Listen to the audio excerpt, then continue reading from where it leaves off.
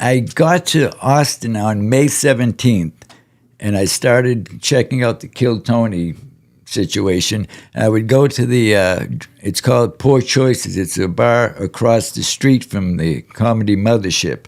And there would be 200 comedians, 200 plus comedians. At night I actually got on, there were 240 comedians that signed up.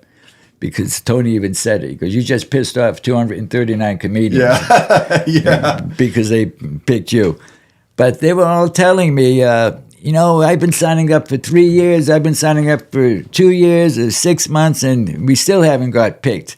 And I actually hadn't been on stage in at least 14 years. I stopped doing stand-up around 2010, and I was focusing on my painting and my art career.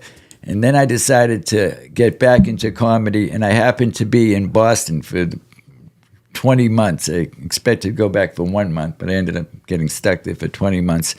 And Boston's not my favorite place because I don't like snow and the cold and all that. But that's where I grew up, and that's where my family is. But I was going back to L.A., and my good friend Brian Holtzman, who was a regular at the Comedy Store forever, and now he's a regular at Rogan's Club, the Mothership. And he said, forget L.A. COVID kind of screwed things up there. A lot of places shut down.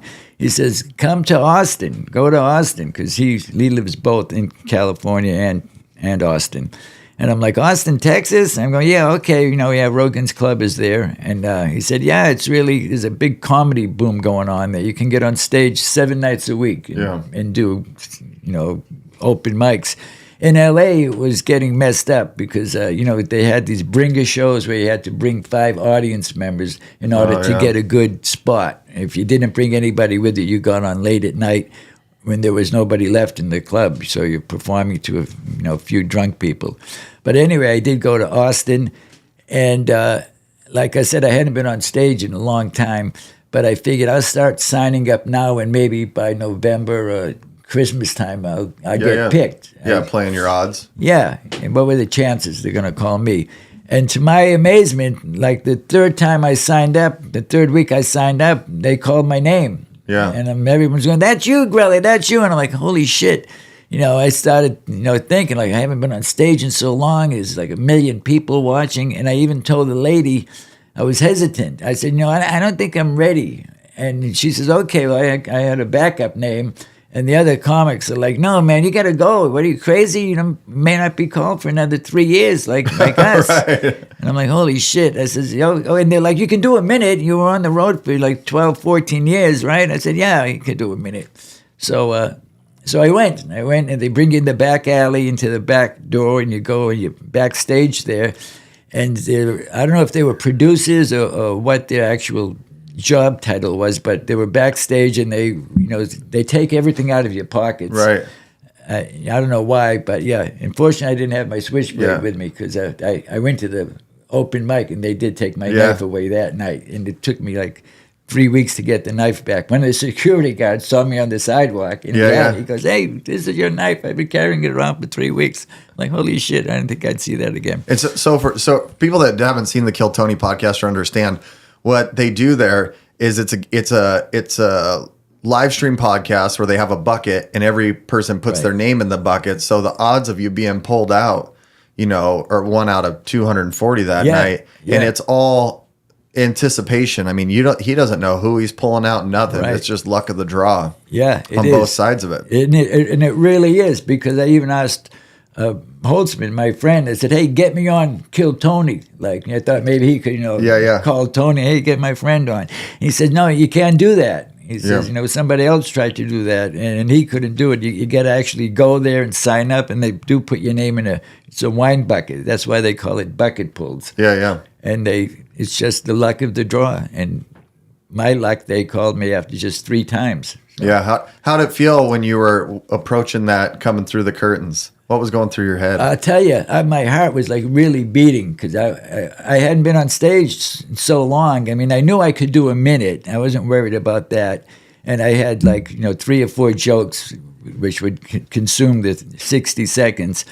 But I was also concerned about the interview, because the interview is just as important as the minute. And I even told the producers, before I went on, I said, look, I don't want to be known as the junkie comedian or the heroin guy or whatever, but I did kick a 32-year heroin habit. Yeah. And when I said that, their eyes got huge, and they're like, oh, my God, that's great. They said, Rogan is out there tonight. Yeah. They have a panel. There's Tony and 2 other comedians usually, and they critique you or they give you accolades, depending. If you do good, they go, hey, that was good. We can see you actually have a set and you plan for it.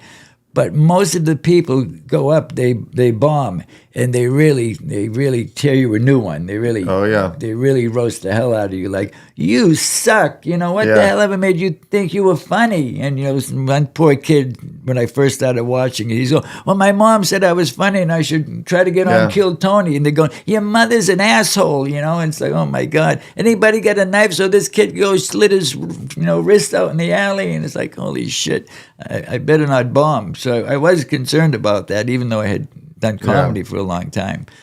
But yeah, it was a trip. So they said you gotta talk about being a heroin addict. That's a good story. They will love that.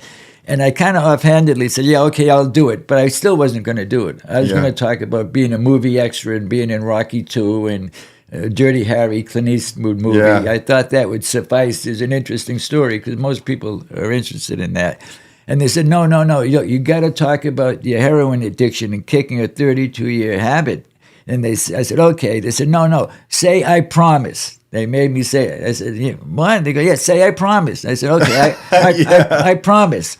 And they said, okay, and if you go off the rails and start talking about something else, we're going to yank your mic, Yeah, what's really cool about that is I imagine in the background, after running a podcast for, only 3 months here, but they're feeding Tony in the background. Oh, yeah. They're going through a back channel, and that's how intelligent that guy is. He's managing a crowd, an interview, a panel, and then he's managing the people that are about to come in, setting himself up. Exactly. I mean, he is sharp to be doing that. Yeah, and I could hear Cam Patterson was on before me. Yeah. Because I actually had to run there because I didn't hear my name at first.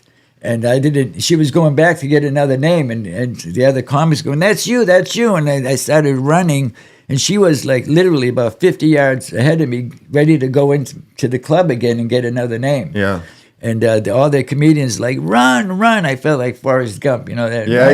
Run. And she heard them all chanting, run. And she turned around and she kind of motioned to me, is it you? And I said, yeah, I think so. Let me see the paper. And I looked and I said, yeah, it's me. So I was out of breath, and I even told him, I said, I need a few minutes to catch my breath. And they said, don't worry, Cam just went on, and I could hear him. And I knew who he was because I just started watching KillTony about a year before that. Yeah. But that kid, he said, first time I saw him, he goes, I'm not retarded, but I like rocks.